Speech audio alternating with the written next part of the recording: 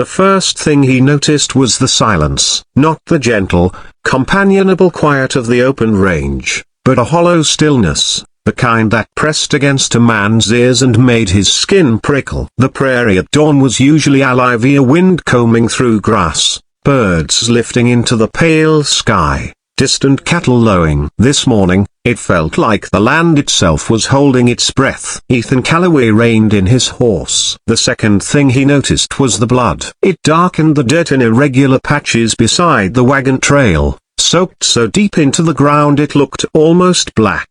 Flies hovered low, lazy and bold. Ethan swung down from the saddle, his boots crunching softly, heart beginning to pound for reasons he didn't yet fully understand. Then he saw her. She lay a few yards off the trail, half hidden by tall grass, her body twisted at an unnatural angle. Her dress was torn nearly to rags, stained red and brown. Her dark hair was matted to her face, one side swollen and bruised so badly it barely looked human. For one terrible moment, Ethan thought she was dead. Then her chest shuddered. Just once. Ethan sucked in a sharp breath and dropped to his knees beside her. He pressed his fingers to her neck, praying he hadn't imagined it. The air faint, fluttering, but there, alive. Dear God, he whispered. Someone had beaten her, not just beaten her, broken, and then left her here, alone under an endless sky, to finish dying. Ethan didn't hesitate. He slid off his coat, wrapped it carefully around her trembling frame, and lifted her into his arms. She weighed almost nothing. Pain had hollowed her out. As he stood, her eyes flickered open. One eye was swollen shut, the other looked up at him, unfocused and glassy. Please, she breathed, barely a sound. Don't a broken bar, I won't, he said fiercely, though he wasn't sure what she was afraid of. I swear, I've got you. She went limp against his chest. Ethan mounted his horse, holding her close, and turned toward his ranch miles away. He urged the horse into a hard gallop, wind tearing at his face, guilt and anger burning in his gut. Whoever had done this would never know how close they'd come to getting away with murder. When she woke, pain greeted her like an old enemy. It crept through her bones, throbbed behind her eyes, made every breath feel sharp and shallow. She tried to move and cried out, the sound raw and broken. Easy now, a man's voice said quickly. You're safe. Safe. The word felt foreign. She forced her good eye open. The world came into focus slowly. A small cabin, sunlight filtering through a window, the smell of herbs and clean water. A man sat beside the bed, his hat resting in his hands like something he didn't quite trust himself with. He was tall, broad-shouldered, his face weathered by sun and wind. Lines framed his eyes and mouth, but his gaze was gentle, filled with concern. Where am I?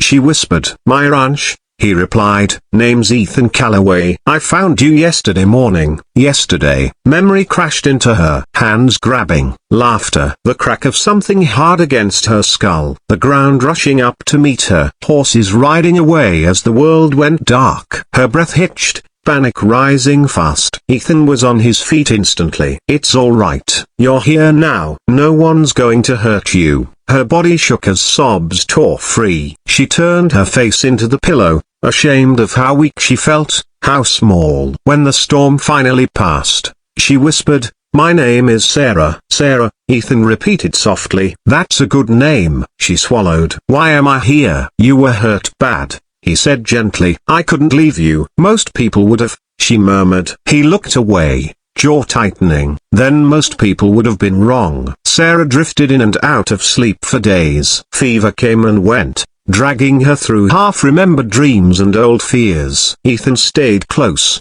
changing bandages, coaxing water between her lips, talking to her even when she didn't answer. He told her about the land, about the stubborn mule that kept escaping the pen, about his late mother's insistence that kindness was a duty, not a choice.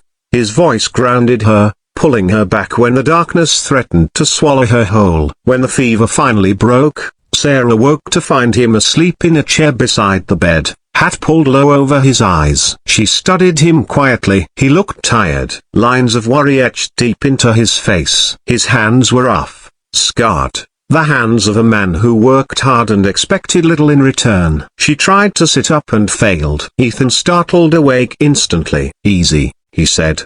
"Doctor says you're healing, but slow is better." "Doctor?" she croaked. "I rode into town, brought him back here. Didn't want folks asking questions." Her throat tightened. "Thank you." He shrugged like it was nothing. Anyone would have done the same. She met his eyes. Number. They wouldn't have. Something flickered their pain, maybe, or recognition. As the days passed, Sarah grew stronger. She learned the rhythm of the ranch, the creak of floorboards at dawn, the smell of coffee and fresh bread, the distant lowing of cattle. Ethan moved around her with careful respect, never crowding her, never touching her without asking. When she was well enough to sit on the porch, she watched the prairie stretch endlessly before her. It was beautiful in a way that made her chest ache. "I was headed west," she said one afternoon, breaking the silence. "Thought that'd be work. A new start." Ethan leaned against the railing. "Did you have family?" She shook her head. "Not anymore." He didn't press. Eventually, the truth came out in pieces. About the men she'd traveled with.